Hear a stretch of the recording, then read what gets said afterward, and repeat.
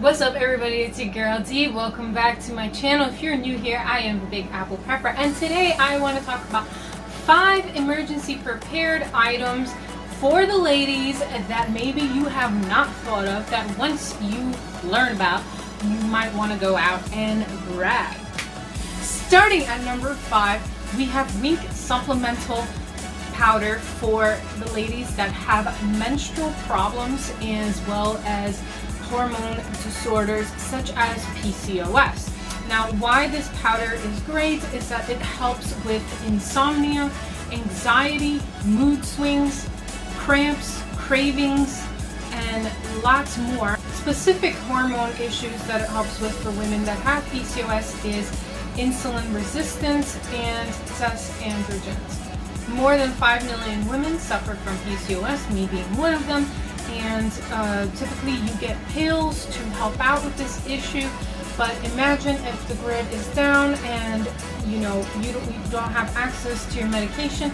I am not a doctor when I say this. Look into it for yourself and speak to a medical professional, but I would prefer to have something that could help regulate me rather than nothing if I could not get to my medication and something happened. So I did stockpile these when they were only at about $30 or $40, and I think now the price has skyrocketed to about $50 to $60. And I bought them over a course of time, and now I think they rebranded and that it no longer looks this way. I'm going to post a picture of what it looks like now. And basically it is more of a tin versus a plastic canister. So this is what it used to, I think, look like, and specifically there it says no more pills. Again, talk to your medical professional, but I would rather have this than not in case of a societal collapse or something happens and you cannot get to the pharmacy, or it is just not safe to get to the pharmacy. Number 4 on our list is deodorant wipes. Okay, I keep these in my EDC kit. Unless you are not familiar with what EDC stands for, it stands for everyday carry. So every day I will toss this into my bag, and I will do a separate video as to what I keep in this kit. But I do keep these deodorant wipes right here, and they are handy dandy for when you stink.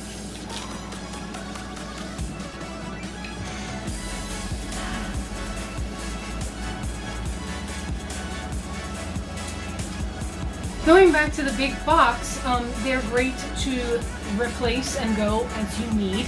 And there's a large amount of them, so if you needed to bug out or something like that and you were not very confident in your aerosol deodorant or stick deodorant and you wanted some backups, you can easily stick these into a couple of pockets before you head on out or into your vehicle or someplace else, because they're flat. So that is the practicality of having these as an emergency preparedness item. Item number 3 has been in the frame this entire time, but you haven't seen it. Why? Tactical hair clips. These are great for if you are in an emergency situation and you do not have your Multitool. I bought these from 2 different companies. So one is from one company, one is from another company. And this one has like a pointy tool, serrated edge, and you can even cut some line here with that. And this one looks like it's a hex key and also has a serrated edge. Now, there is also a mini ruler on this one as well.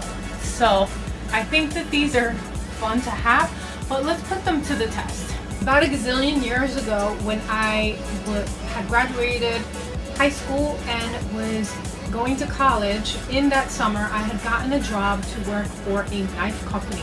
So I did manage to learn a little bit about knives, and one of the things that we used to do when we used to sell the knives to people and demonstrate them was we would take a piece of leather and put the knife to the leather cutting test So that is what we're gonna do with these safety pins, just out of curiosity to see how well would they work. So this is my leather, just to show you guys, right?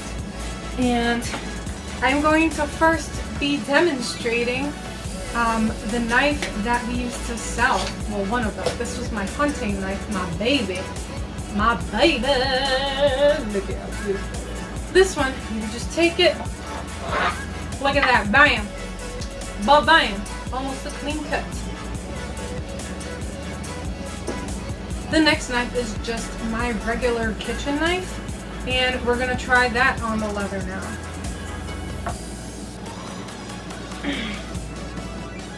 Not as clean, right? Look at that. Not as clean. Alright, so now we are going to try this on this piece of leather that was not yet cut. We're going to be using the serrated edge. Now, this was a straight edge. This is a serrated deep edge. So the reason why they call it a serrated D edge is because the little serrated parts are like in the shape of a D. That's how you get that clean cut, kids. So we're going to be trying to cut this little piece of leather and see if it actually works. Oh my god, it actually works. It's not clean, but gives it a little bit of a cut. Let's see how long it takes.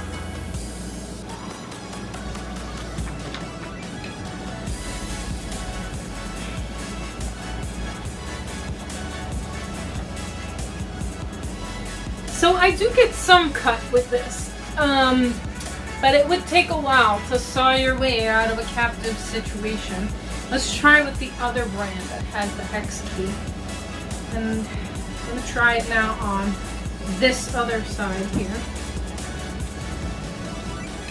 This one I can tell you right away is a little bit harder because the hair clip curves, so I'm cutting in this weird angle.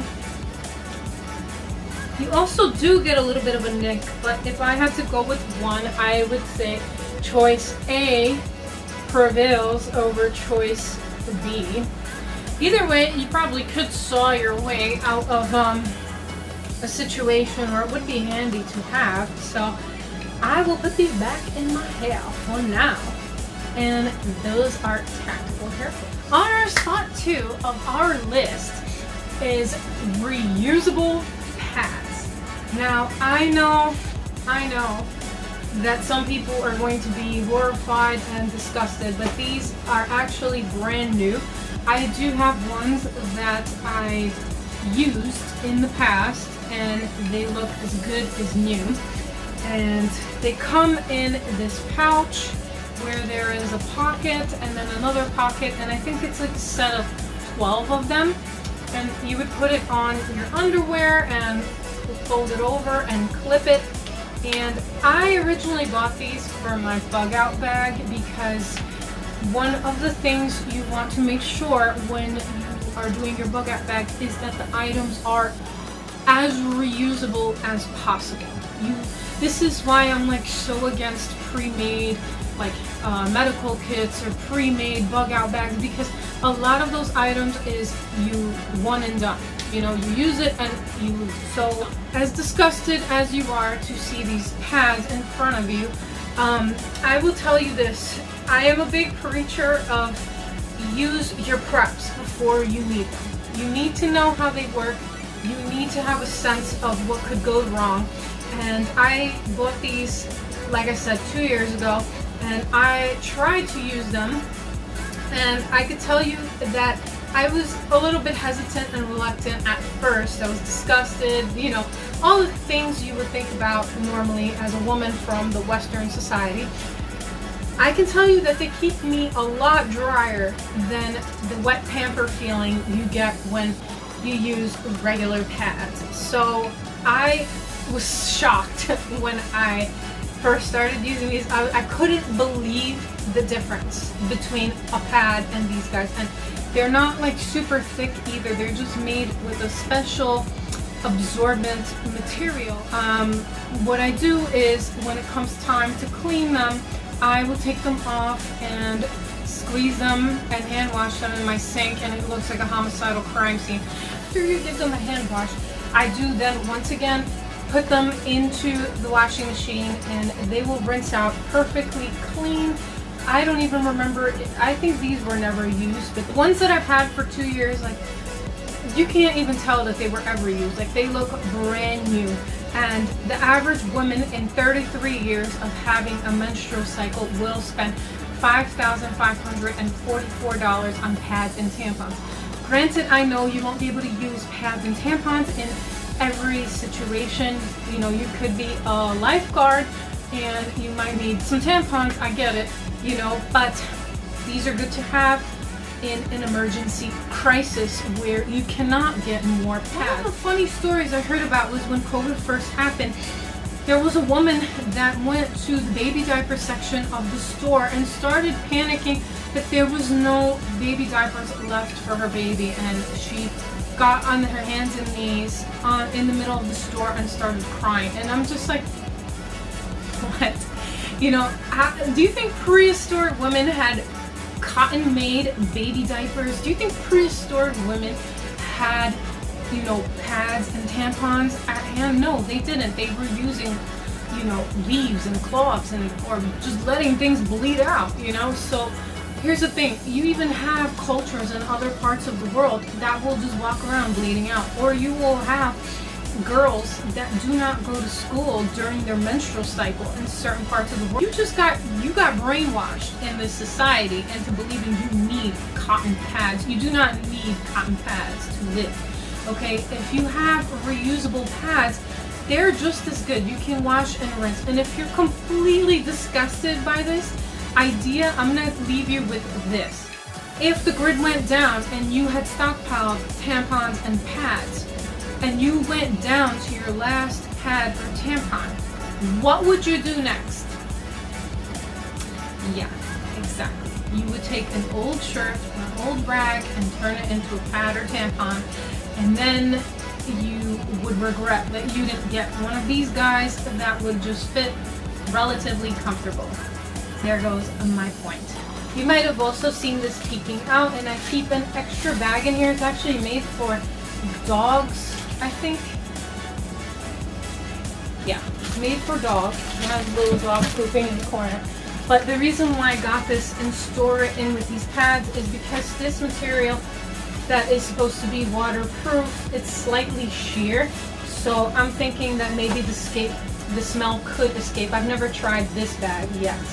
But if it was something where I was in a situation where I could not get to washing these pads, I would put them into a smell-proof bag and roll this down, and I can clip this to the outside of my bug out bag, and it need not be near my stuff. So I would recommend getting a smaller little container, and I would keep maybe the clean ones in here, dirty here, and just rotate, and that is my system that I follow. In my number one spot is this no water shampoo and conditioning cap. So this was actually invented for, I think, sick people that are bedridden, that cannot get out of bed to clean themselves. And what you would do is take it out and rinse, put it on your head like a shower cap, and try to see how clean your hair can get. Now, this is also some rinseless packets, but since I cannot wash my hair in 2 different times today, I am going to be demonstrating the cap today, and I'm going to get back to you with these guys tomorrow so we can see the different results. Now, my hair is a couple of days old, and we are going to be doing this live. Now, here it says you can microwave it if you like. You can check the heat, and to ensure longer hair is properly washed, remove the cap and work through to the ends of the hair. Remove the cap and towel dry, and repeat if necessary. So I thought this was a very important prep as a woman, okay? Men won't understand this. In an emergency situation, men can just shave their head. Women identify with their hair. We go to the hair salon and we're like, don't cut more than 1/4 of an inch off, please. You know, no matter what the length of your hair is, it's always the same conversation with every woman, with every hairstylist, okay? Sometimes women do the big chop after a breakup or some illness or something like that, but as you can see, this is my natural hair. It's super duper long. So I wanted to see how well this would work with very long straight hair, and I'm going to give you guys the results because I practice what I preach. I practice my preps, and I want to see how well this would work. Why do I think this is a good prep?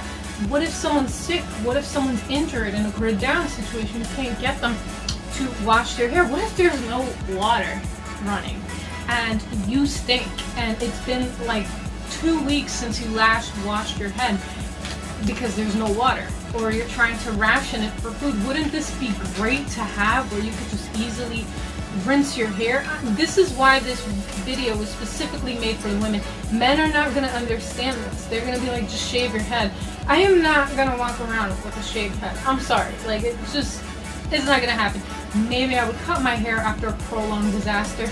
That would seem likable, but I would still then have the same issue as to how I'm going to clean my hair. Alright guys, so I am back with my towel, and I did not have time to look for a bigger one, but we're just gonna do this and see how it goes.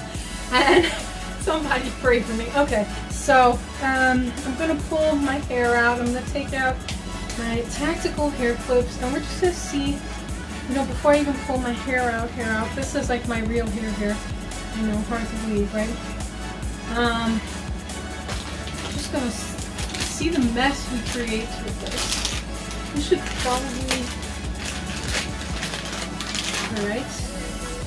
First impressions is kind of droopy. Alright, this is what it looks like.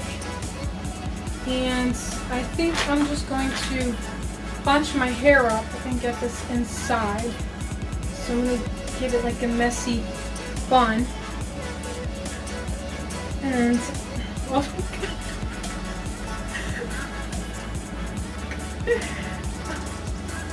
This feels so weird. Alright.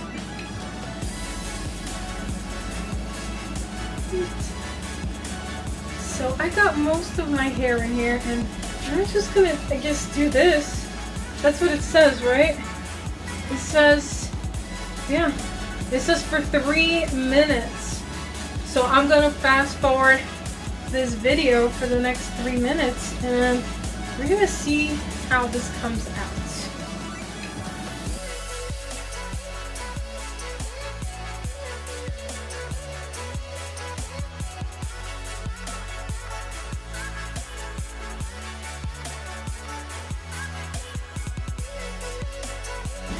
Alright guys, it has been 30 really long minutes and my arms are sore. So we're going to take this off and see what happens.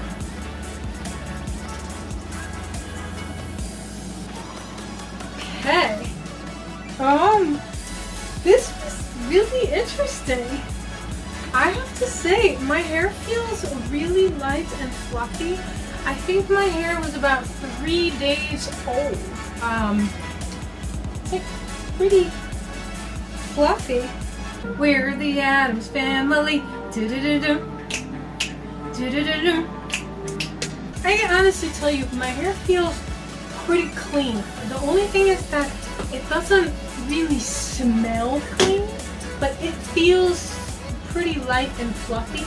And it says to brush out your hair. So I'm going to brush my hair out, and then we're going to see the final result of what this would look like. The cap itself feels very dry. So I think I used up whatever was in there. And again, like, I don't know how this would work on a bedridden patient. I'm assuming that it probably would make the person feel brand new if they've been laying in bed sick for months or years, you know? So I'm feeling pretty good about this. I can honestly tell you. And I bought a pack of 5 on Amazon. I think I paid, I don't want to say what I paid because just in case it was wrong, you know, I'd rather just link what it's called down below and you guys could look for it. And they have different versions of it, so by all means, you know, you can always try a different version and see how that goes. But this is looking pretty good so far.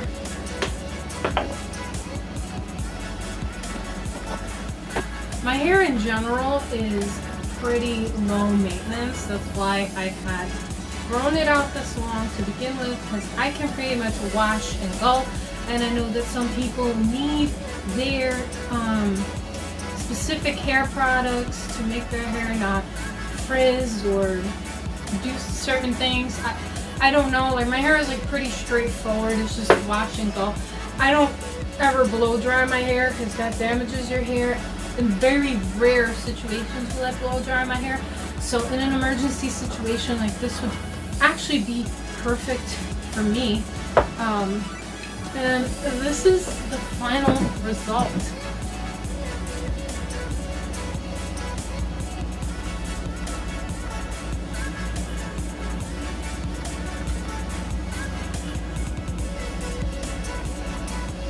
So it's not like wet, but it's pretty good. And we are going to try these tomorrow. And I'm going to give you guys the update as to how the difference is between the two. So that was my number 1, and this is just going to be a bonus as to just like a variation of this idea. It is tomorrow, and I have my towel once again, and I am going to be figuring out this other version. So this one is Rinseless shampoo packets, and it says here in the box that the directions is massage enough shampoo into hair to wet it completely. There's going to be a lot of packets. Gentle towel dry, comb through damp hair to minimize tangles, and leave hair easier to style. Drying time will vary with hair length, but is usually under 10 minutes after toweling. Mild formula means rinseless shampoo can be used as often as desired. So we're going to give this a whirl, and I'm going to show you guys how many packets it takes a person with my length of hair to actually need to get their hair clean again. So my hair is a day old because you guys saw me clean it yesterday, and it's not that dirty, but again, it didn't have such a great smell either after yesterday. Like, it was like feeling clean-ish, but it feels a little musty again today, so we're gonna give this a shot and see what happens. I think I'm gonna probably need a lot of packets.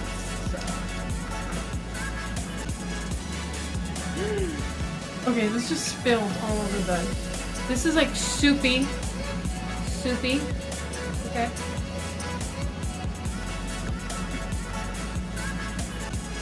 So this is really like water, and I'm just gonna speed up this process.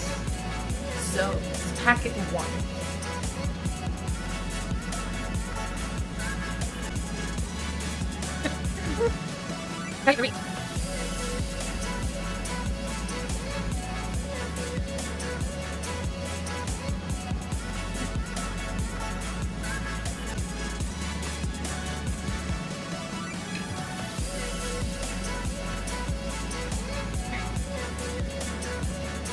Okay, so I think my hair is pretty wet. I can honestly tell you that my hair doesn't feel clean. It just feels like very greasy, and it took me 5 packets to make my hair greasy. So I don't think that I will be getting these again. I still do have the whole box here, which I'm not sure what I'm going to do. I don't know how many pieces I have here. Okay, 24, and I used 5 of them. So that's not so bad, I guess. Honestly, I would just stick to the caps. I think it was a simpler experience, and even if my hair wasn't this long, like, this smells slightly better than the first one, but honestly my hair felt actually clean after using the first one. Like, my hair doesn't feel clean right now. It feels like I need to get in the shower and wash my hair after this. Like, it feels like, you know, when your hair was wet from sweat? That's what it feels like. So I don't recommend this, and this was just a bonus to my #1 spot, and now you know that the other one was better, in my opinion, and I'll see you next time. Bye bye.